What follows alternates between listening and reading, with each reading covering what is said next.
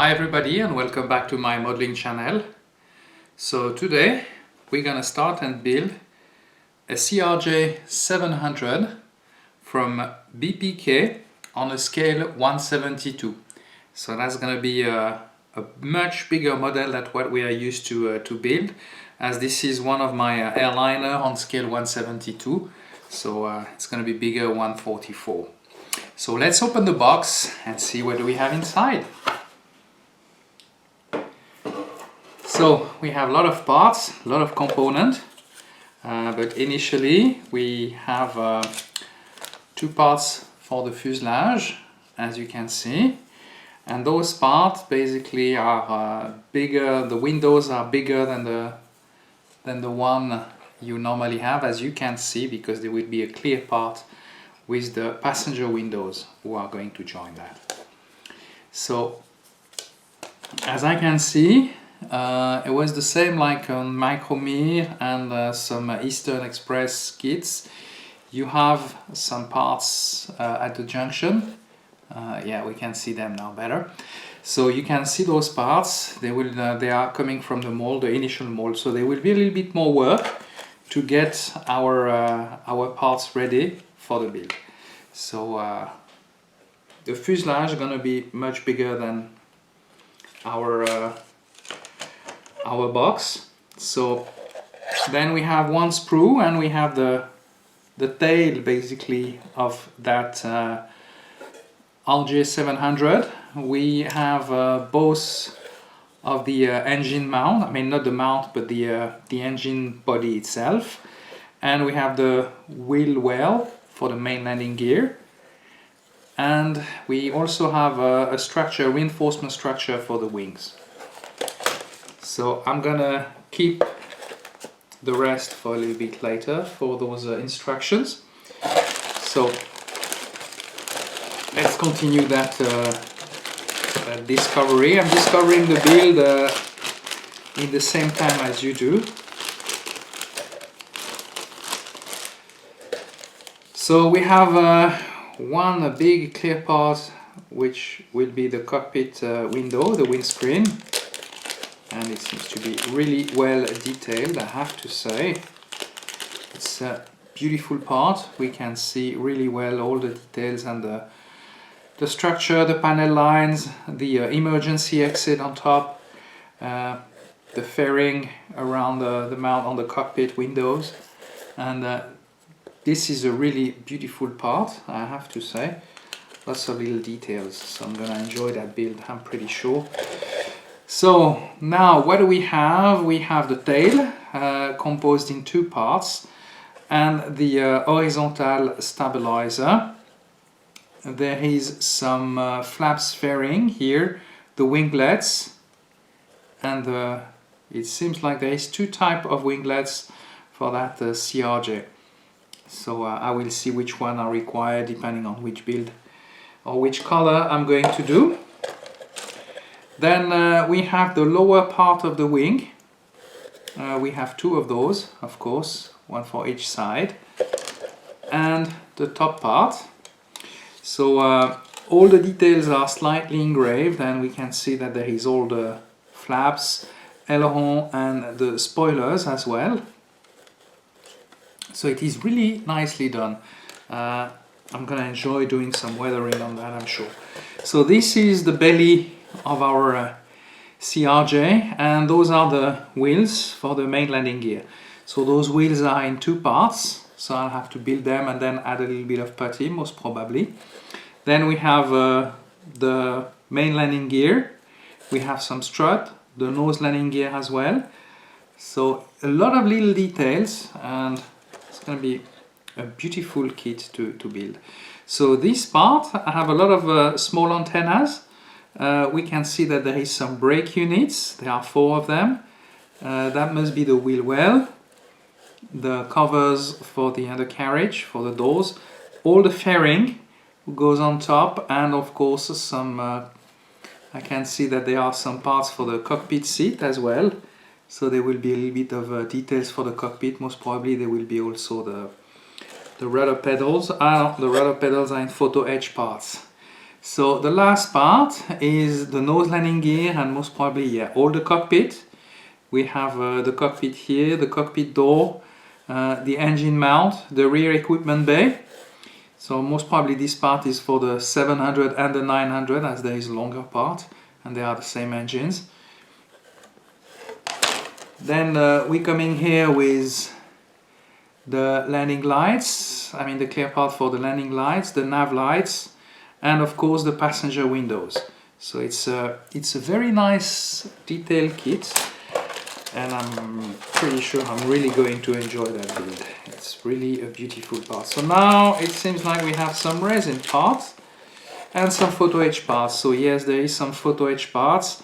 Those are the windshields, I would say, the pitot, the probes, and most probably some gear bay, some gear doors, and we'll see that a little bit later on. Now I'm coming to the engine lip, which is basically the cowl anti-ice that we have here. They are made in resin, very smooth. It's going to be a real pleasure to work with those parts. Then we have the fan disc. Wow, those are really, really well detailed. And I know those engines have been... I got pretty close of those engines, and I can see that you have all the rubber cone and then the metallic part. Then it is a beautiful kit, honestly. Those resin parts are really impressive. And now we have the engine core, and those are beautiful parts as well. Honestly, the mold and the quality of the mold is really impressive. I'm really gonna enjoy that build. So this is the review for the kit. Enough of talking, and let's start building. Oh, by the way, I forgot to tell you, yes, let's review. There will be still a little bit more talking. So this is the instruction sheet. So there is 2 decal option, but we're gonna see that a little bit later on. So it comes like a small booklet with a part list. You start, of course, with the cockpit, and there will be even an overhead panel, which is very nice. Then you have all the kit description. It's pretty straightforward, I have to say. And then we have the decals options. So you have a decal for American Eagle and the other one for Delta. And I haven't decided, but most probably I think I'm going to go for Delta, because I couldn't find really the kind of gray for American airline. And I think I like the white and blue livery from Delta. So that's what we are going to do. Now we have, let's have a look on our decal sheet. And the mask, which is very nice. We have some masking tape for the cockpit, the windscreen, the landing lights, and all the passenger window. So no need to make decals for that, and I'm really going to enjoy to build that cockpit. And here is the decal sheet with all the little details and all the stickers for every part of that CRJ700. So now enough of talking, and let's start building. So we're gonna start building this kit by the cockpit. So initially we're gonna prepare the wall of that cockpit and glue them together.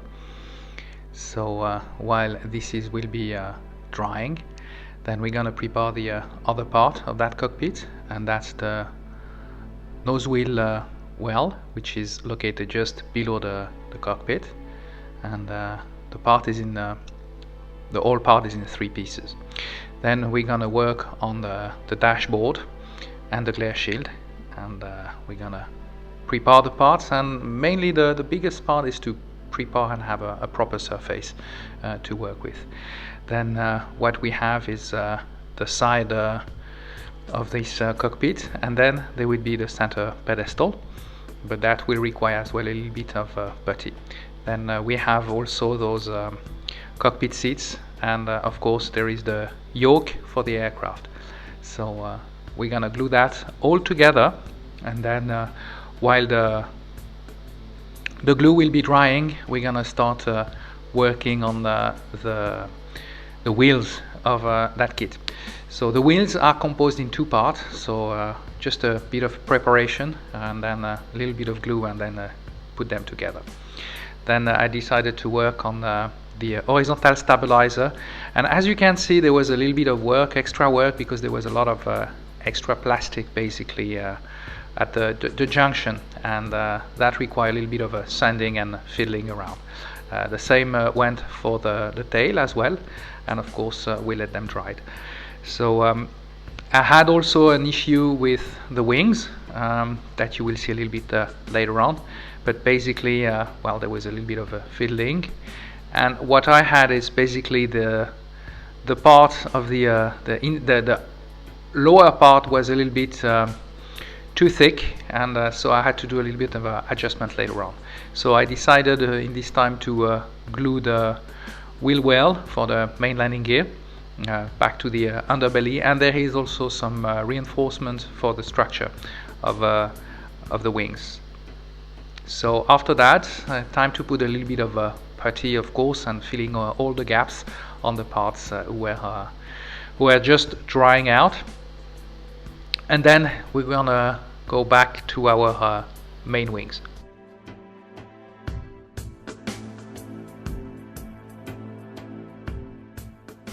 So I was mentioning earlier, the problem was that little lip that you can see below the sandpaper, and that lip was a little bit too thick, so I had to get it down and sand it down to a proper width, a proper height, and then we wouldn't have that gap basically on the trailing edge of those wings. So once I had the proper height, basically, I decided to glue them directly on the lower part of that fuselage. It's more or less the fuel tank, the underbelly fuel tank, but I'm not sure if the CRJ has a center tank.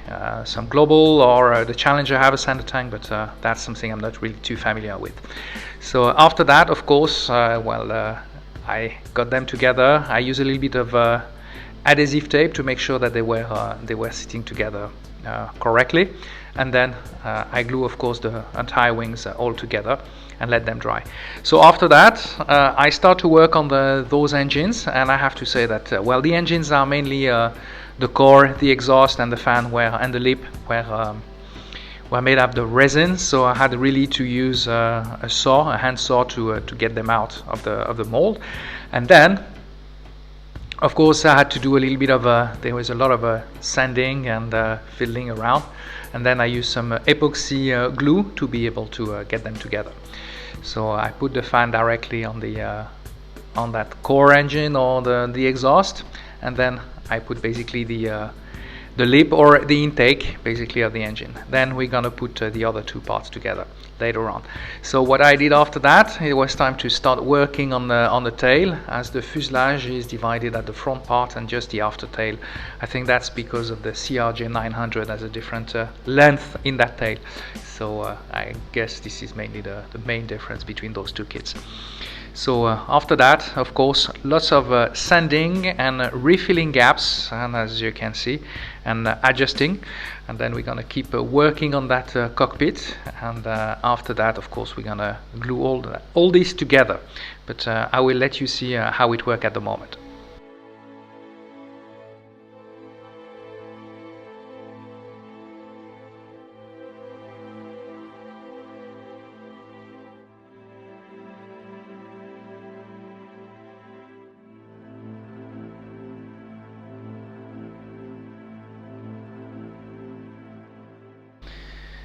After I finish sanding down the tail, what I had to do is I had to attach them. So for these, I used some extra plastic wire that I've been using to have the proper dimension, as I was not very pleased with the one provided within the kit. so I could work a little bit better and have a proper adjustment. Then I fixed the center pedestal, so I wanted to make sure that I had the proper everything was working properly and softly, so I had to use some clamps to make a dry fit, and then I was able to glue them together. So after that, of course, using still the same plastic wire, I will be able to fit basically the tail on the aircraft. Then it was time to go to the paint booth, where I use a very gray-blue color. I use basically some pictures for that colors on the Challenger, and then let them dry, of course, and start to build our cockpit and use all the panels.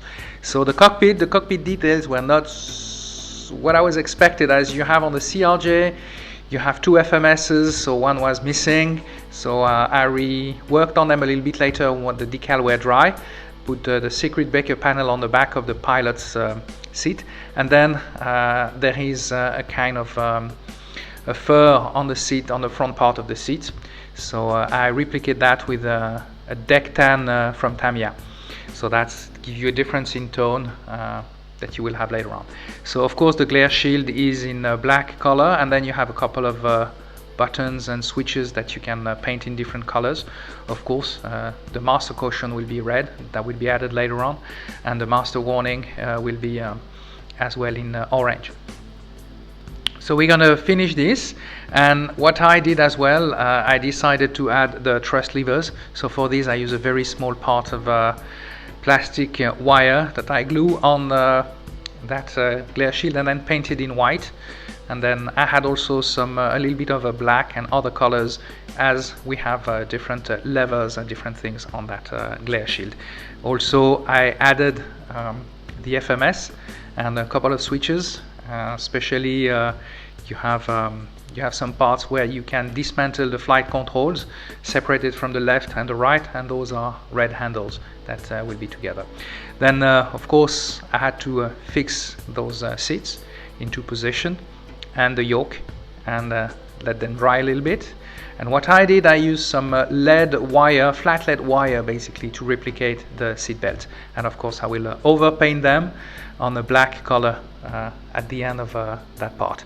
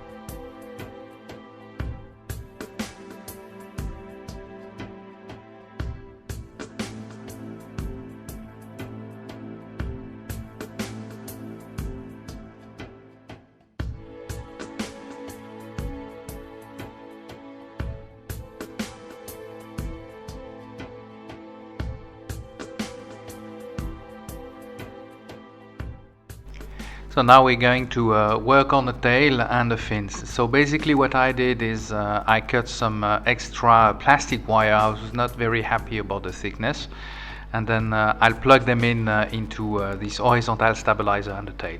Following that, I start to paint. I was using a matte white color to paint the front, the nose wheel well. After that, I glue the second part of the horizontal stabilizer, and of course I will have to add a little bit of putty to close all the gaps, of course. So now what we are going to do, we are going to work on the fuselage, and I'm going to start to glue both half of that fuselage. So once it was done, what I did to have the proper shape and to avoid any gaps, I use some adhesive tape as well to bond the two sides together. And after that I was using some extra thin Tamiya glue to be able to remove all the little gaps. Of course, once this dried, I'll start to work as well on the lower part of that center tank. And basically what I did is fill the gaps with some more putty between the wings and the center tank. After this, it was time to glue them to that fuselage all together, and I have to say that I had to do some adjustment as well at the junction between the back of the center tank and the aft fuselage, as there were some misshaped issues. So I had to correct that with adhesive tape, a little bit of glue, of course, trying to force the plastic into the right position. So while this was drying, that was the time to fill the gaps on the horizontal stabilizer, and then I start to work as well again on those engines. So I start to glue basically the engines covers or protection directly on the resin parts, and for that I use some epoxy super glue, and I have to say that all went quite easy. However, there were still, as you can see, some small gaps, and those one are going to be filled later on, again with some extra putty.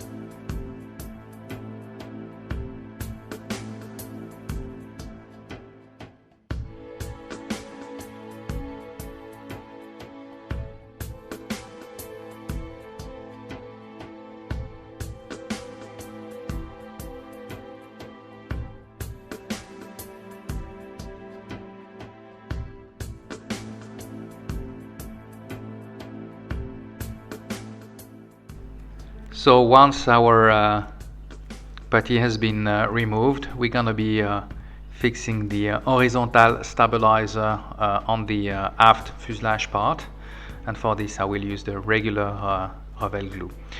Of course, in the meantime, I will add some more putty on the wing roots and the underbelly of that aircraft.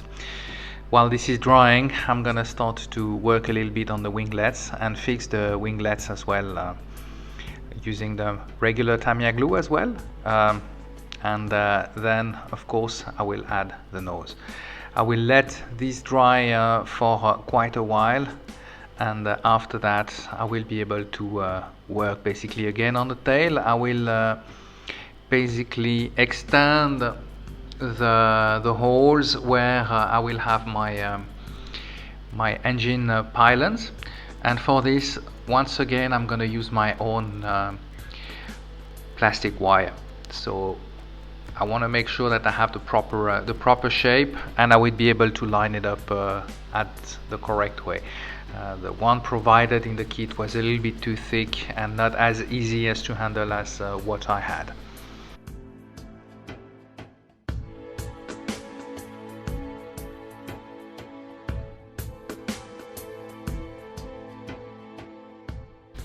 Of course, once again, the time-consuming part of our model building will be to remove all the extra putty with sandpaper.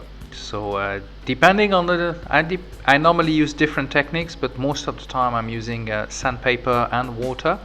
Sometimes I use it dry, or as you could see a little bit earlier when I was working on the fin, basically I was only using basically some very razor blade saw or some scalpel blade, and that was to get a proper and a very precise cut and putty removal.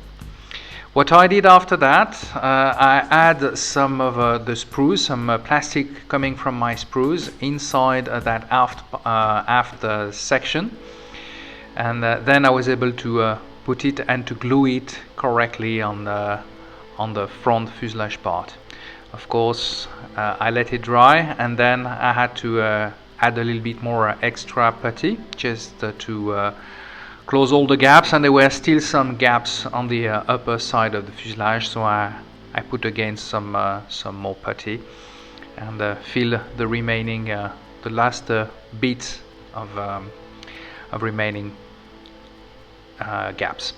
So once this was removed, I start to work on the gaps and again on the putty and the extra putty, removing the extra putty on those CF34 engines. And after that, I start to add the flaps fairing on the aft part of the wings.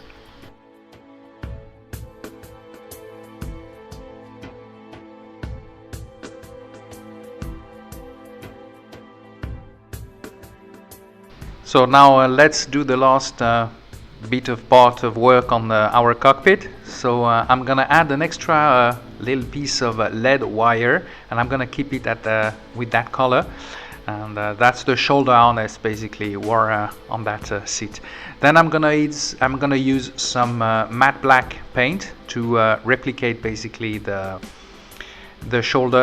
seat belt harness, and that should be more or less enough details, as you're not gonna see too much from the outside part of that cockpit. So when this will be finished, I'm gonna add a little bit of extra weight. Basically, I'll put some modeling paste on the front of that aircraft, as I want to make sure that it's not going to sit on its tail later on. And while this will be drying, I'm going to prepare the window, and as you can see, there is basically a long line of passenger windows that you can remove, and it's one clear part. So of course you have to prepare the part and then clean it up, do both, and then we'll be able to put them into our fuselage, and hopefully there won't be any more issues.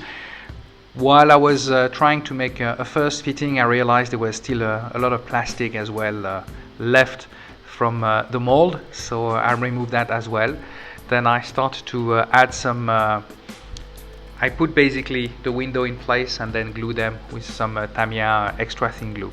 I did the same with the overhead panel that I glue on the cockpit window, and then I protected the passenger windows, as I'm gonna have to use some Tamiya putty basically to remove all the panel lines again, and all the gaps between those passenger window and the fuselage itself. And this part required quite a bit of time, as I had to go and come back, as it's a very delicate area. You don't want to scratch any windows or leave anything behind, so that required a little bit of extra time. What I did after that, while the putty was drying, I painted the overhead panel in matte black, and then what I did, I let it dry and used a very sharp point basically to draw all the panels and the switches, and that just made the trick. After that, it was time to do the fitting of our cockpit window, and of course I did some protection for the cockpit window and the windscreen, and then glue them onto the fuselage.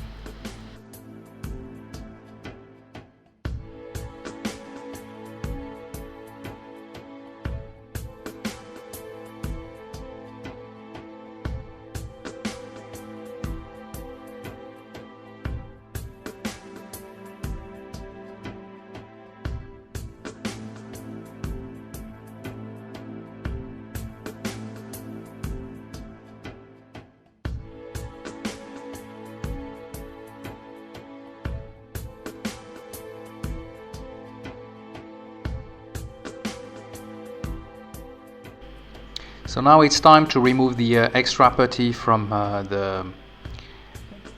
the windscreen and basically the cockpit window and the fuselage. And I have to say that I had a pretty big gap. The fitting was not as I was expecting. It was almost half a millimeter between the fuselage and the cockpit window. So I had to do a pretty big work of sanding this down with this sanding material, and then I start working on the passenger window. And I have to say that it was very delicate. Luckily I did that protection for the passenger windows, but it would require it would be required for an experienced modeler to do so. I think somebody with not too much experience could have some issues to get a proper decent result for that aircraft. And I would really recommend you to have a little bit of experience before trying this. Beside that, after that, I had still some gaps, as you could see. So for that time, I use some white putty, and I like to have that difference in tone because that can let me see once I finish if there is still another little gap, and that's why I'm changing colors with my putty.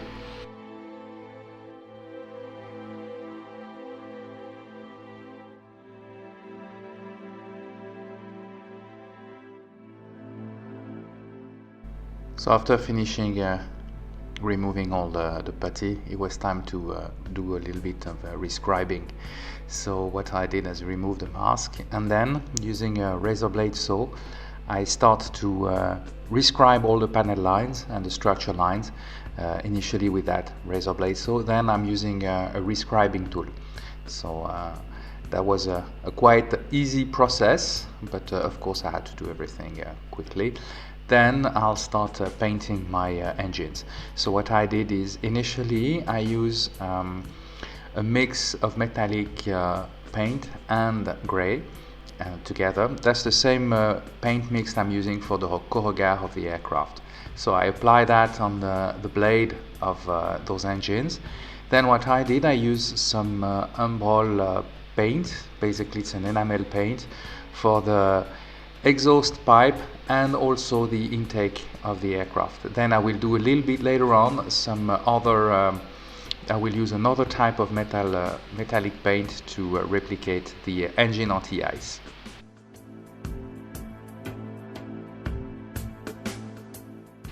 So now we're finishing to apply all the mask for the windscreen and the passenger windows, and then we will apply a light coat of matte black on the cockpit, because the cockpit and basically the inside of that cockpit on the CRJ has an average black color, especially around the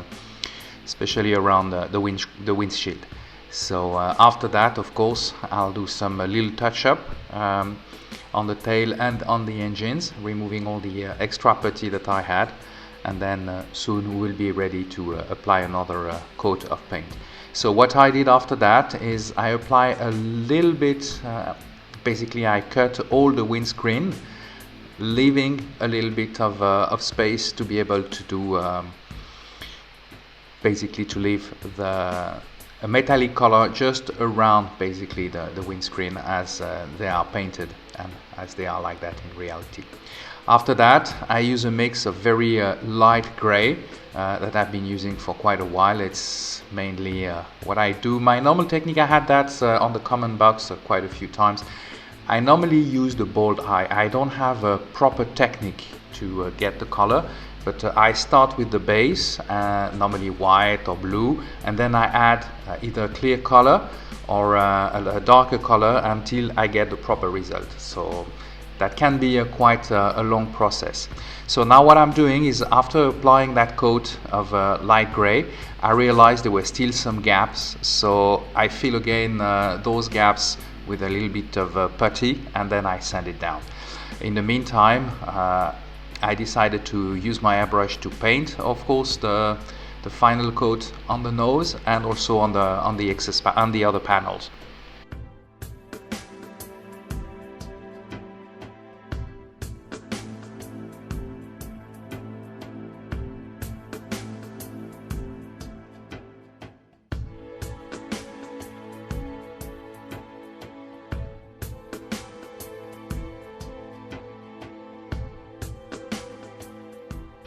So after removing all the protection and the masking tape, it's time to apply the decals. For these, I will do the American Airlines livery, and I have to say that I had a little bit of an issue, I mean not so much, but to put those doors and emergency exit, because the decals basically were where you just had the outline and they were not filled with clear decals. So that require a little bit of adjustment and fiddling, nothing too difficult. We can handle that very easily, and I have to say that that worked very well. So I decided actually to use those BPK decals and to do the American airline livery versus the Delta Airlines, because the emergency exit panel and the passenger door were in white color. You didn't have the options of the light gray, which is required for the Delta Airlines. So that's the reason why I had to do that. And I think that's the little dark spot on that kit. Although all the rest went fairly easily, I have to say, those decals are very easy to handle. They are soft enough. Sometimes for the big ones, you will require to use some of that decal softener. So while that decal were drying out on that side of the aircraft, I decided to work on the other carriage, and for this I use a regular light gray color, also some dark metallic colors for the brakes unit, and of course we start painting all those wheels together.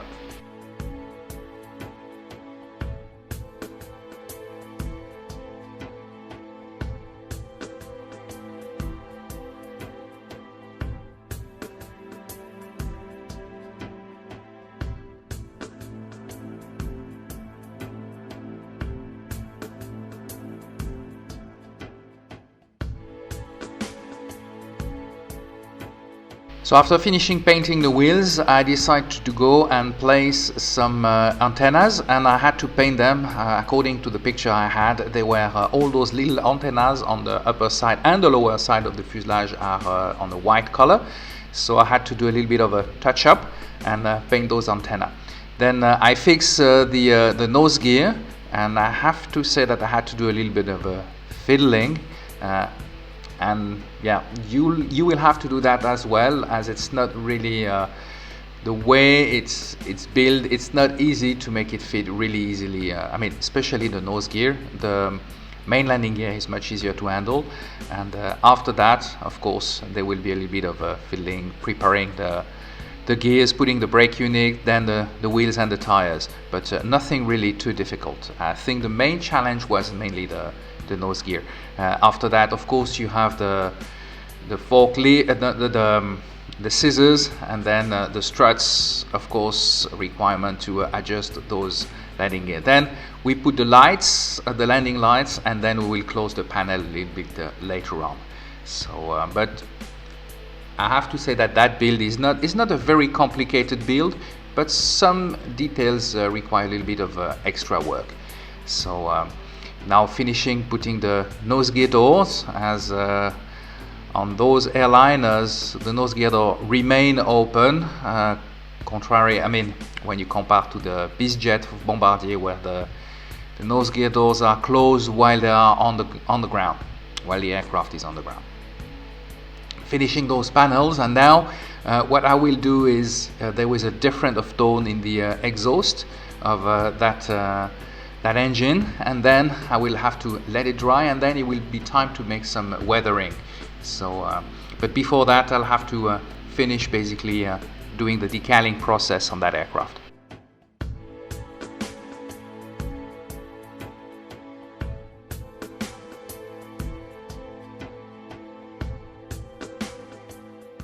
So what I was trying to do and to fix the nav lights, I had some issue, and I lost one of the parts, so I had to use basically a clear part of the sprue and basically scratch build it all over again. So I did take the measures, as you can see, using filing method, I mean basic filing, I have to say, and then I was able to redo the whole nav light. So using the saw, then after that basically I will have to what I'm doing is I'm drilling some holes for the lights. I will paint basically, I will put a little bit drop of a paint for that nav light when it will be ready, and then we will fix it on the aircraft. I will have to do some protection as well, and when protected I will be able to file it down to the proper shape, but you will see this during this process.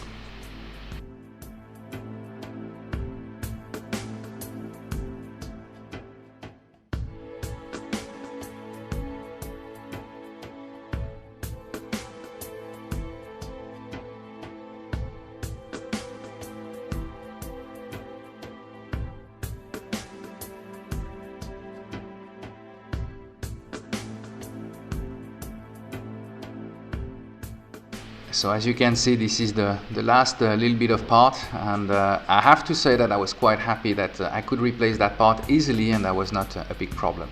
So now we are moving on to the weathering part of that build.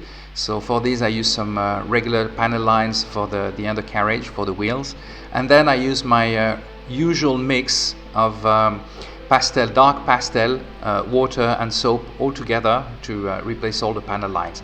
Then of course after that you use a humid cloth to remove the excess wash, and I have to say that it can take a little bit of a time to get a proper result. Sometimes you overdo it and then that leaves some tracks behind, but generally speaking I have to say that I was pretty happy. I'm pretty happy of that technique.